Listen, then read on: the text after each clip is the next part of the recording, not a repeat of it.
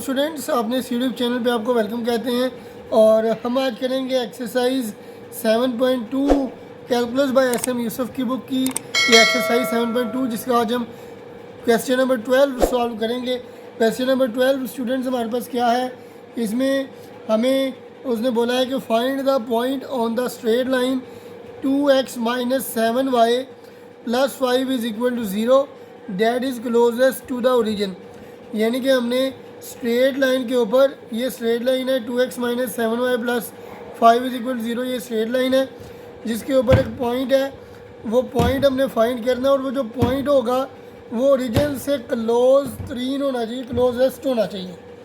ठीक है जी। तो स्टूडेंट्स ये हमारे पास XY प्लेन है, यहाँ पे ओरिजिन है O, जिसका जो पॉइंट है वो 0 0 है। और स्टूडेंट्स यहाँ पे ये लाइन है जो कि रिप्रेजेंट करती है equation 2x - 7y + 5 is equal to 0 को। इसके ऊपर फ़र्ज़ किया कि ये वाला जो पॉइंट है इसको हम कह लेते हैं P। ठीक है जी। और फ़र्ज़ किया कि ये इसके जो कोऑर्डिनेट्स हैं वो A और B हैं। ये फ़र्ज़ किया कि ये क्लोजेस्ट पॉइंट है ओरिजिन से। ठीक है जी। अगर हम यहाँ पे जाएं तो इससे दूर हो जाएंगे, यहाँ पे जाएं तब भी इससे दूर हो जाएंगे ओरिजिन से। ठीक है जी। तो फ़र्ज़ किया कि ये जो पॉइंट है ये हमारे पास ओरिजिन से सबसे करीब तरीन पॉइंट जो है वो बनता है। ठीक है जी। तो स्टूडेंट्स हम इसको ज़रा लिख लेते हैं स्टेटमेंट की सूरत में। तो लिखेंगे late PAB be a point on the line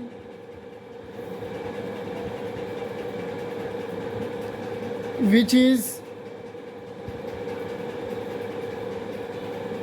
closest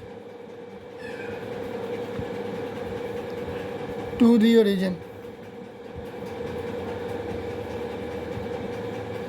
ठीक है जी। तो स्टूडेंट्स अब ज़ाहिर सी बात है कि यहाँ से लेके यहाँ तक जो डिस्टेंस है उसको भी हमें किस चीज़ से रिप्रेजेंट तो करवाना है। तो ये हमारे पास फ़र्ज़ किया कि इसको हम जो डिस्टेंस है ओरिजिन से लेके इस पॉइंट तक का, उसको हमने स्मॉल लेटर P से डिनोट कर दिया है। तो इसको भी लिख लेते हैं let the distance of PAB from origin से जो P तक का डिस्टेंस है वो कितना है जी, स्मॉल P है। ठीक है जी। तो अब स्टूडेंट्स ये दो पॉइंट्स हैं, एक O है और एक P है। इन दोनों के दरमियान हमने अगर डिस्टेंस निकालना हो तो कैसे निकाल सकते हैं। डिस्टेंस फार्मूला आप ऑलरेडी जानते हैं। तो स्टूडेंट मैं यहाँ पे डिस्टेंस फार्मूला को लिखता हूँ ज़रा। तो then by distance formula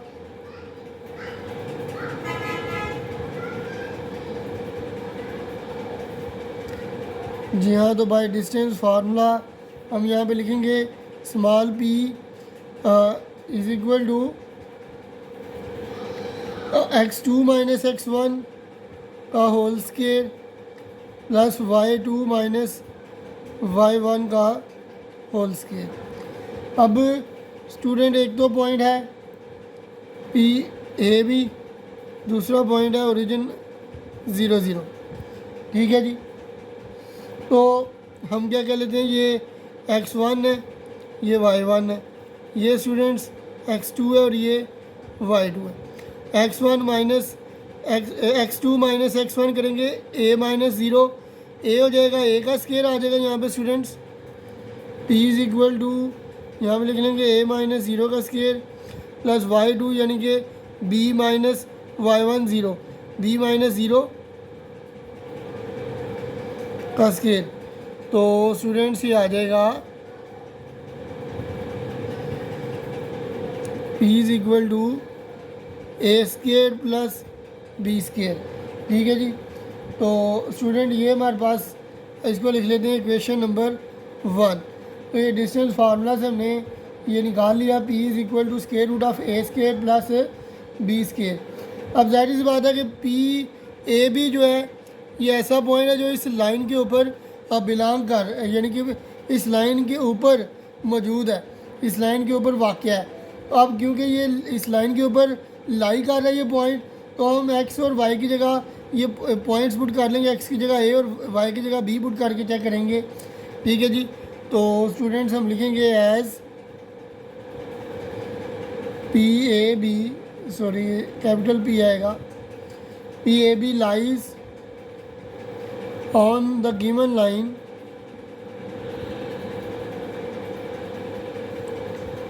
to x minus 7y plus 5 is equal to 0।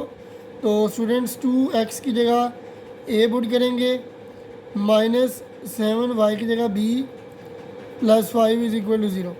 तो स्टूडेंट्स ये आ जाएगा 2a minus 7b plus 5 is equal to 0। ठीक है जी। तो स्टूडेंट यहाँ से हम b की वैल्यू निकाल लेते हैं।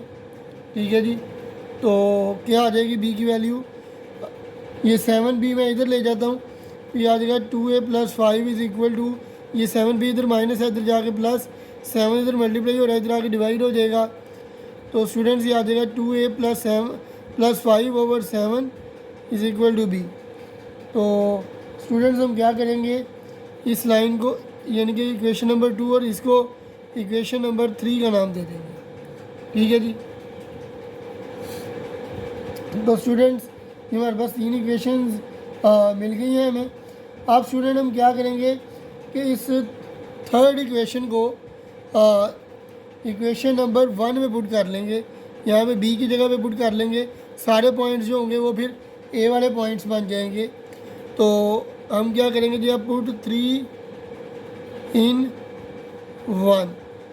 तो स्टूडेंट्स ये क्या आ जाएगा, इक्वेशन नंबर 1 में पुट करने के बाद p is equal to A square plus B की जगह ये पॉइंट पुट करेंगे, ये वाला तो ये आ जाएगा 2a प्लस 5 ओवर 7 का स्केयर। तो स्टूडेंट्स ये आ जाएगा p is equal to A square, ऊपर वाली वैल्यू का भी स्केयर ले लेंगे, नीचे वाली वैल्यू का भी स्केयर ले लेंगे। तो ऊपर पहले लिख लेते हैं 2a प्लस 5 का स्केयर लाता और 7 का स्केयर लेंगे तो 49 आ जाएगा। ठीक है जी। तो ये आ जाएगा p is equal to A square, अब ये 2a का स्केयर 4a स्केयर, 5 का स्केयर 25 और 2 फार्मूले का फिर 2a इंटू 5 ओवर आ जाएगा 49। तो स्टूडेंट्स अब नेक्स्ट स्टेप की तरफ चलते हैं। तो ये आ जाएगा p is equal to 49 A square time 49 A square plus 4a square plus 25 2 time 4 5 time 20a। तो स्टूडेंट्स ये आ जाएगा p is equal to 49 plus 4 43a square plus 20a plus 25 over 49। अब स्टूडेंट्स अगर हम देखें तो अब हम क्या कर लेंगे, यहाँ पे दोनों तरफ स्केयर ले लेंगे।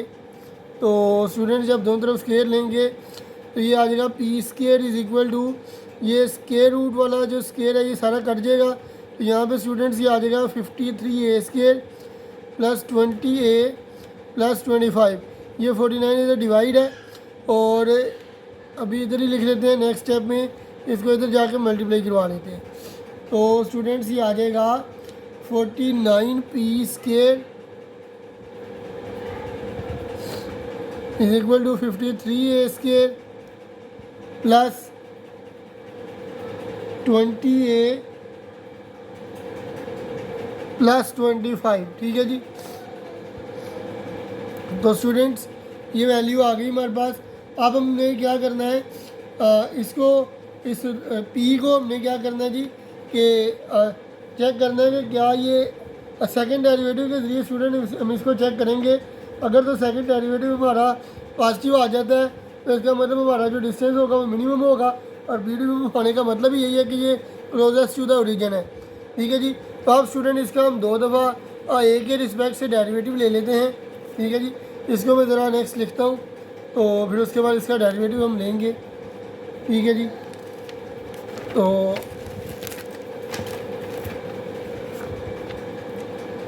जी हाँ स्टूडेंट्स, हमारे पास जो वैल्यू यानी कि अभी तक आई है वो आई है, इक्वेशन बनी है वो ये बनी है 49p² is equal to 53a² plus 20a plus 25। तो इसको डिफ्रेंशिएट कर लेंगे विद रिस्पेक्ट टू a।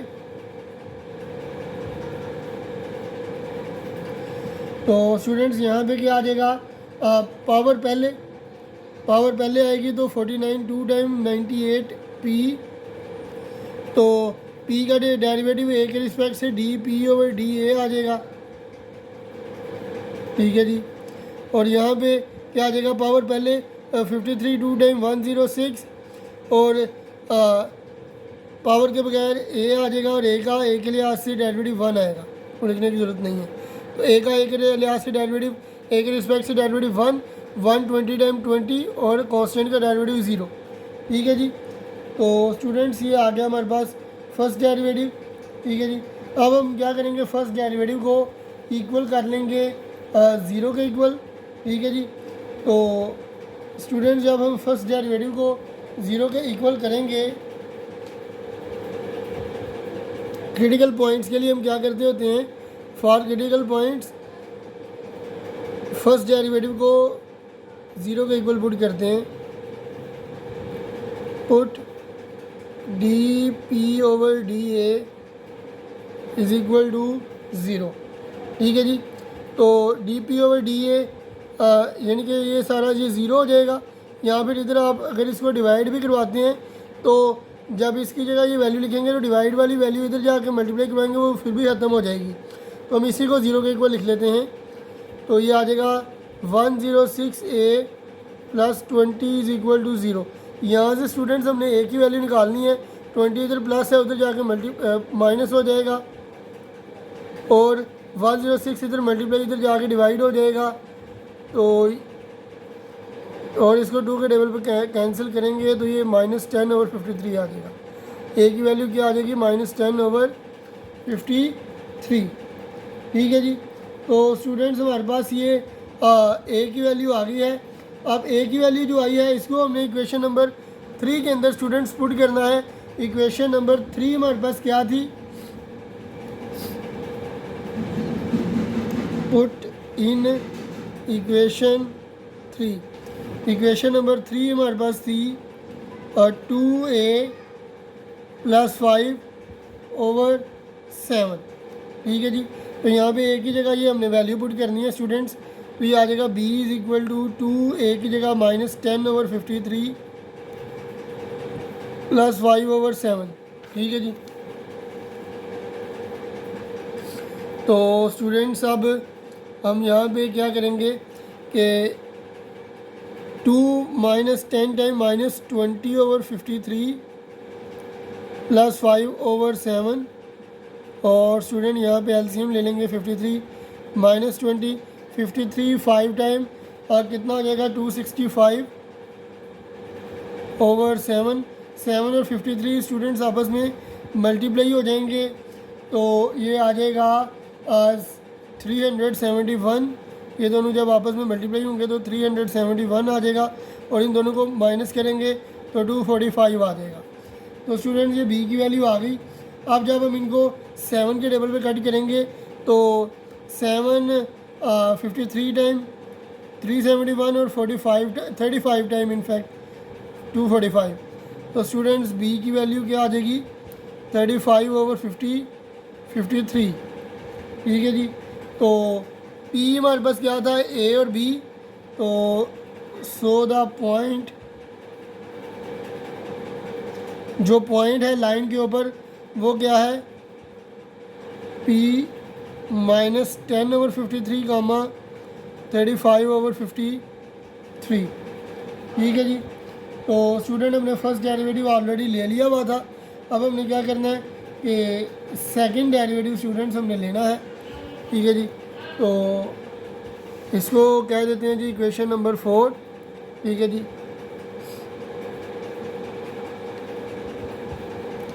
तो स्टूडेंट इसका हम अब डेरिवेटिव ले लेंगे, ठीक है जी। पहले मैं इसी वैल्यू को लिखता हूँ फिर इसका मैं डेरिवेटिव ले लेता हूँ। ठीक है जी। तो स्टूडेंट मैं इसी वैल्यू को ज़रा लिखता हूँ यहाँ पे। तो जी हाँ स्टूडेंट्स, ये मेरे पास इक्वेशन नंबर 4 है, 98p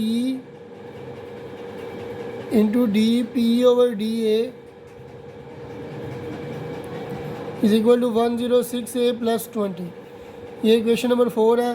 तो differentiate with respect to a, यानी कि differentiate equation 4 with respect to ए।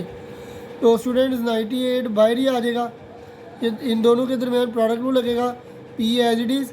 इसका डेरिवेटिव अगर हम लेंगे तो क्या आ जाएगा, D square P over D A square plus d p over D a as it is, और पी का derivative with respect to a क्या आ जाएगा, d p over D a आ जाएगा, इज इक्वल टू 106। ए का डेरिवेटिव 1, तो 106 1 time 106, और 20 का डेरिवेटिव 0 आ जाएगा क्योंकि ये कांस्टेंट है। अब स्टूडेंट ये 98 इधर आके डिवाइड हो जाएगा, तो यहाँ पे आ जाएगा p into D square P over D A square plus ये d p over D a का स्केयर आ जाएगा, which is equal to 106 over 98। ठीक है जी।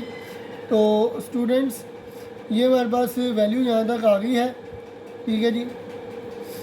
अब अगर आप स्टूडेंट्स देखें तो हमारे पास ये जो वैल्यू बन रही है,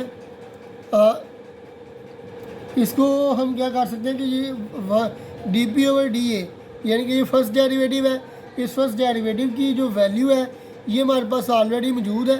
ठीक है जी। यानी कि यहाँ से हम d p over D a की वैल्यू निकाल सकते हैं। तो क्या आएगी students, d p over D a की value, d p over D a की वैल्यू आ जाएगी 106a प्लस 20 ओवर 98p। ठीक है जी। तो स्टूडेंट यहाँ पे हम ये वैल्यू जो है वो लगा लेंगे। ठीक है जी। तो स्टूडेंट्स ये आ जाएगा p into D square P over D A square plus ये वैल्यू यहाँ पे लगाएंगे तो ये आ जाएगा 106a प्लस 20 ओवर 98p का square, which is equal to 106 over 98। ठीक है जी। तो स्टूडेंट्स अब हमारे पास क्या आ जाएगा, तो जी हाँ स्टूडेंट्स, अब ये वैल्यू इधर प्लस है, ये वैल्यू इधर आके माइनस हो जाएगी।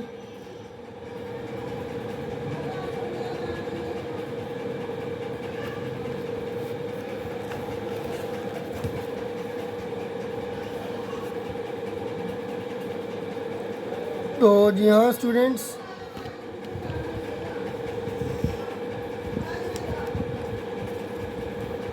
तो स्टूडेंट्स हमारे पास जो वैल्यू बनी है वो अभी तक बनी है p d square P over D A square plus 106a plus 20 over 98 p का square is equal to 106 over 98। ठीक है जी। तो स्टूडेंट्स अब यहाँ से हम आगे क्या करेंगे कि ये वैल्यू हमारे पास बन गई है। अब किसी तरीके से यहाँ पे स्टूडेंट्स हम या तो ए की वैल्यू पुट करवा लेते हैं। ठीक है जी। इस वैल्यू को पहले इधर माइनस करवा लेते हैं ना, ये आ जाएगा D square P into D square P over D A square is equal to 106 over 98 minus 106a plus 20 over 98p। ठीक है जी। और इस सारी का स्केयर। ठीक है जी। तो स्टूडेंट्स अब जब हम ये p को इधर ला के डिवाइड करवाएंगे तो क्या आ जाएगा, D square P over D A square is equal to 106 over 98, यहाँ पे p आ जाएगा माइनस 106a प्लस 20, इसका स्केयर अलग से, 98 का स्केयर स्टूडेंट्स अलग से, और पी इधर भी आके मल्टीप्लाई होगा तो इसका भी स्क्वायर था तो इसका क्यूब हो जाएगा। ठीक है जी। तो स्टूडेंट्स अब हम क्या करेंगे, ए की वैल्यू यहाँ पे पुट कर लेंगे। ठीक है जी। Now d square p over D a square, और यहाँ पे हम पॉइंट पुट करेंगे स्टूडेंट्स जो आया था -10/53 और 35/53। तो स्टूडेंट्स क्या आ जाएगा हमारे पास, ए की जगह ही हम वैल्यू पुट कर सकते हैं क्योंकि बी हमारे पास है ही नहीं। तो यह आ जाएगा 106/98p -106, ए की जगह -10/53 और +20/98 का स्क्वायर पी क्यूब, और ये उसका होल स्क्वायर आ जाएगा। तो स्टूडेंट ये 106/98p -53, 1 टाइम 53, 53 2 टाइम 106, 2 - 10 टाइम -20 +20 ऊपर आ जाएगा इसका स्क्वायर ओवर 98 का स्क्वायर और पी का क्यूब आ जाएगा। ठीक है जी। तो स्टूडेंट ये 0 का स्क्वायर 0, 0 ओवर समथिंग 0 आ जाएगा, तो दिस वैल्यू -0 यही वैल्यू आ जाएगी यहाँ पे। तो मैं यहाँ पे लिख लेता हूँ 106/98p -0, विच मीन्स के जो सेकंड डेरिवेटिव है वो हमारे पास कितना आ गया 106/98p, विच मीन्स कि ये ग्रेटर देन 0 है, यानी कि पॉजिटिव आ गया है। अब स्टूडेंट्स क्योंकि जो हमारे पास सेकंड डेरिवेटिव है ये आ गया है पॉजिटिव, अगर सेकंड डेरिवेटिव हमारे पास पॉजिटिव आ जाए तो इसका मतलब कि पी जो है वो मिनिमम होगा, क्योंकि सेकंड डेरिवेटिव टेस्ट यही कहता है कि अगर सेकंड डेरिवेटिव टेस्ट पॉजिटिव हो तो फिर हमारे पास सेकंड डेरिवेटिव पॉजिटिव होने का मतलब है कि पॉइंट जो है वो मिनिमम होगा। ठीक है जी। तो यहाँ पे लिख लेंगे P is minimum at -10/53 and 35/53। ठीक है जी। तो स्टूडेंट्स ये था क्वेश्चन नंबर 12। फ़िलहाल इस वीडियो में इतना ही, मुझे दीजिए इजाज़त। अल्लाह।